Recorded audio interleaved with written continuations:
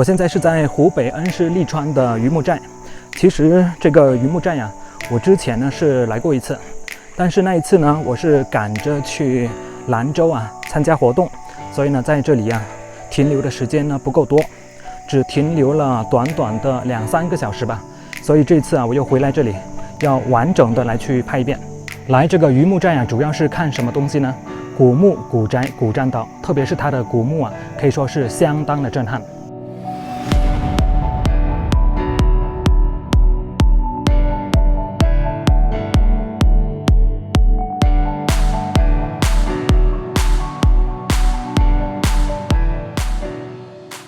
这里就是进入榆木寨的唯一的通道。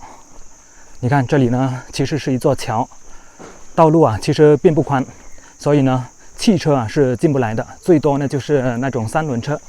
过了这座桥就是榆木寨的寨门楼了。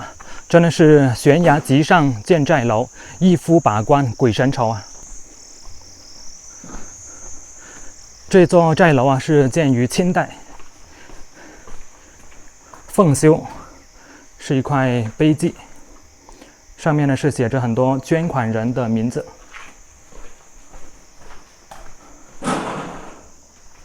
那这里呢也是有着一些旧的碑刻，上面呢就是用木头盖的了。这个榆木寨跟我以前去过的云南丽江石头城它是有异曲同工之妙。因为大家呢都是坐落在一块大石头上面并且呢四面呢都是悬崖峭壁，非常的危险。可以说这座榆木寨也是一座天险之城。那么大家可能会觉得非常的奇怪他们为什么会选择一块如此危险并且呢出入都不是很方便的地方来去居住呢？那是因为在古代社会并不是像我们现在如此的安宁在明朝改土归流之前因为他们这里呢是土家族的嘛，所以呢是实行土司制。土司呢就是一个村寨的土皇帝，并且呢还是世袭的。因为这里附近呢还有很多其他村寨，所以呢就会有很多土司。土司与土司之间呢经常会相互征战，就是因为抢夺地盘嘛，所以呢他们就需要一个相对比较易守难攻的地方来去居住。原来这里的土司是姓马的。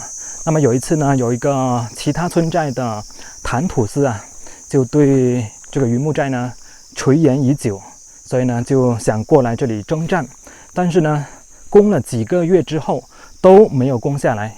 那么他就想到在这个山脚下安营扎寨，采用围堵的方式让这位马土司弹尽粮绝。但是过了几个月之后，这一位马土司就向山脚下呢扔了一些活鱼下去，并且这些鱼刚好掉到谭土司的帐前树上面。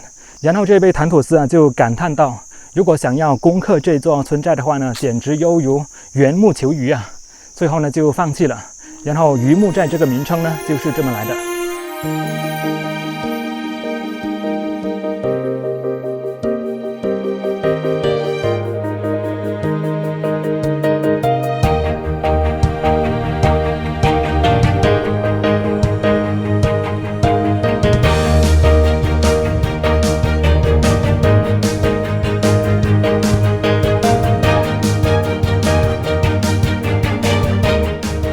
后面这座房子非常有意思你看一边呢是新的，一边是旧的，前面还放着一些老物件。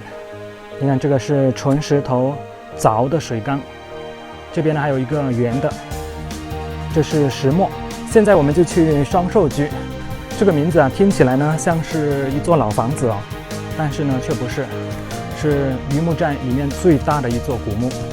前面这座房子也是非常有历史了，全部呢都是用泥巴糊的，只有地基才是用了一点点石条。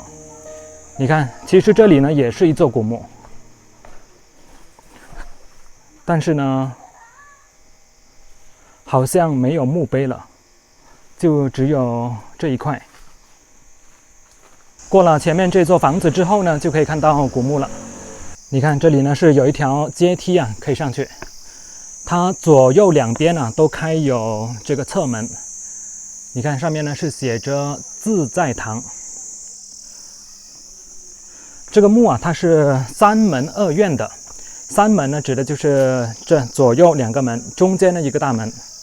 写着双寿居。你看这个墓呢，简直啊像是宫殿一样，非常的气派。进来这里面看一下，哇，你看这一块墓碑啊，它的高度呢，目测已经有2层楼那么高了啊！就在最近呢，有人在这里祭拜过，放了一些食物。在墓碑的前面呢，还有镂空雕花。这个雕刻呢是非常精致的，但是呢后来啊被人破坏掉了。你看这里呢，原来是连下来的，就像这一块一样啊。但是呢这一块也是被破坏掉了，这里缺了一个角。上面这一排雕刻，你看多么精致，上面的人物啊都是活灵活现，都是当时非常心灵手巧的工匠啊去雕刻的。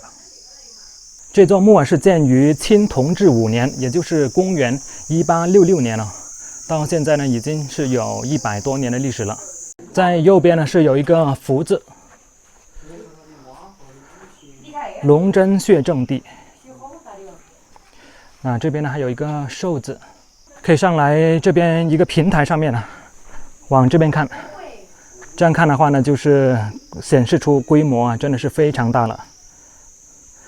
它这个墓里面呢是有100平方左右。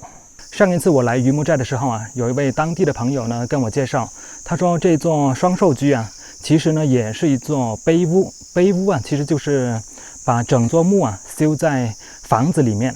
也就是说啊，它整座墓呢都是被房子给包起来了。可能后来呢房子塌了，但是呢墓还在。你看这个墓呢，因为全部都是用石头做的嘛，所以它非常的坚固，非常的不容易被侵蚀啊。墓的前面呢就是一片梯田，下面呢是种着很多的水稻，都接近可以收割了。下面那些啊都已经成熟了。站在这个平台上面呢，可以更好的看清楚周边的房子哦。这座墓啊，为什么叫做双寿居呢？其实啊，这里面呢是葬着2个人哦。这是程永高夫妇的夫妻合葬墓。站在墓碑前呢，环视一周，给大家看一下哦。你看这个墓碑呢还拍不全，因为太高了。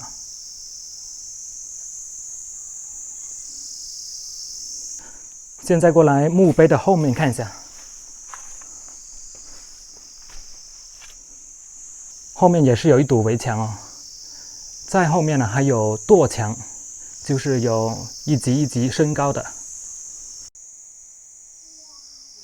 在这座古墓的旁边呢，就是一座老宅，在地上还放着很多玉米啊，你看这一把一把的。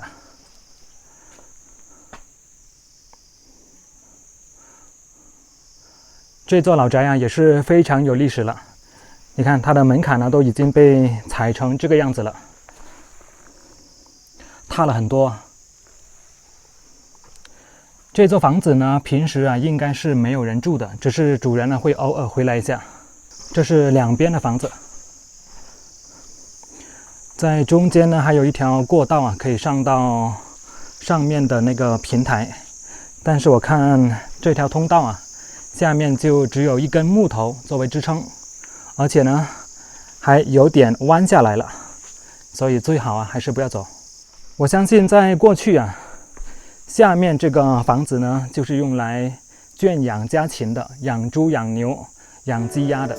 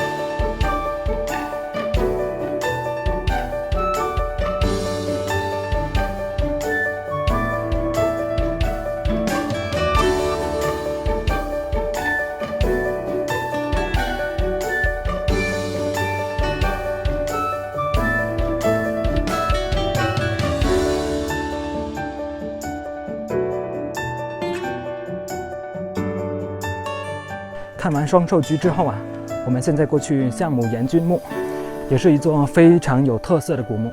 在这里上去啊，还有一座古墓，也顺便来看一下。哎呦，这座古墓的墓碑啊，就有点特殊哦。我看它这里每一座古墓的墓碑呢，都是不一样的，款式不一样。你看前面呢，也是有镂空雕花，也是在一座住宅的旁边呢。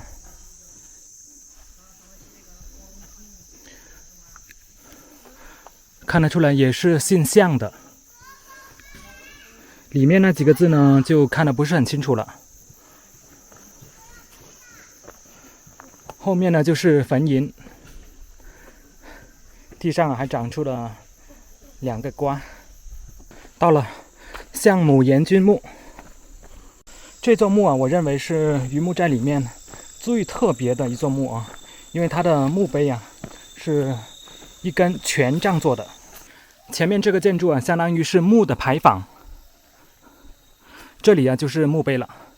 你看它的墓碑呢，是不是一根权杖？相当的特别啊！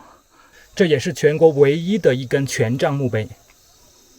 中间呢是写着一团和气，项目严汝人墓，一根权杖。但是很可惜啊，这个地方呢是被弄烂了。原本呢是跟这边一样的。你看这里呢也相当于是镂空的雕花，是可以穿过来的。在墓碑的侧面呢也是有一个福字，这个福字呢就相当的特别了。你看一龙一凤，它又是一幅画，又是一个福字。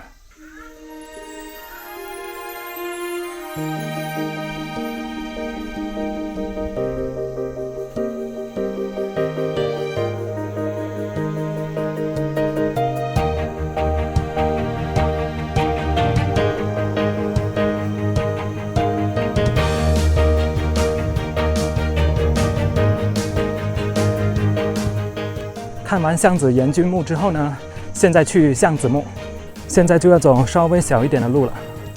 其实不管哪朝哪代啊，都是有一部分人呢是非常看重名和利的啊。假如说一个人呢他很贫穷啊，没有什么能力，就只能说啊我淡泊名利了，对吧？但是假如说你一旦有本事、有钱起来了，那你可能就不会这么想了。那么有一些人呢，他也是非常看重名利，但是呢，他是靠本事出名的。但还有一些人呢，他不一定有什么真本事，但是呢，他手上有钱有权，所以呢，他就可以给自己啊盖一座豪华大墓，让更多的后人啊记住他的名字。比如说这座豪华古墓的墓主人项子，他就做到了。他的官职呢，其实并不高，他是一位九品官。但是呢，在上面呢，他也刻着皇恩宠赐，并且呢，给自己啊修了一座如此豪华的大墓。刚刚拍摄的项目严君墓的墓主啊，就是这位项子的母亲。我们一起来看一下墓碑，项公子大人。原本呢也是有镂空雕花的，但是呢也是被损坏掉了，所以呢可以很清晰的看到墓碑上的字。项公子大人。这座墓啊，它不仅大豪华，而且呢还非常的精致。这个墓碑的高呢，大概是有6米多。我们一起来看一下这上面呢都刻着什么内容啊？你看这些人物雕像，个个都是活灵活现。这座墓最令人称赞的地方啊，就是这个设计啊。你看这上面呢是有一个福字，这个福字啊是由一头龙还有一只凤凰啊组成的。异字异画呀！如果说不是能工巧匠啊，绝对雕刻不出如此精美的花纹。所以说，在修建这座墓的时候啊，请的都是一些能工巧匠啊。你看它这个木牌坊啊，是4柱3坊，相当的高规格。一个九品官竟然拥有一座如此高规格的大墓。我们来看一下牌坊上的对联哦。这边呢是千古功名陈雨露。另外一边呢是一生笑傲寄烟霞，这是牌坊背面的对联。榆木常醒临吉养，树生蛙鼓传江岸，万点银灯耀夜台。罗峰层出户家城。巷子豪华古墓的旁边呢，还有一座普通人的坟墓。你看，就是这样一个土堆，甚至连墓碑都没有。现在我就沿着另外一条通道出去了。那这一条视频呢，就跟大家分享到这里。我是俊谷，我们下次再见，拜拜。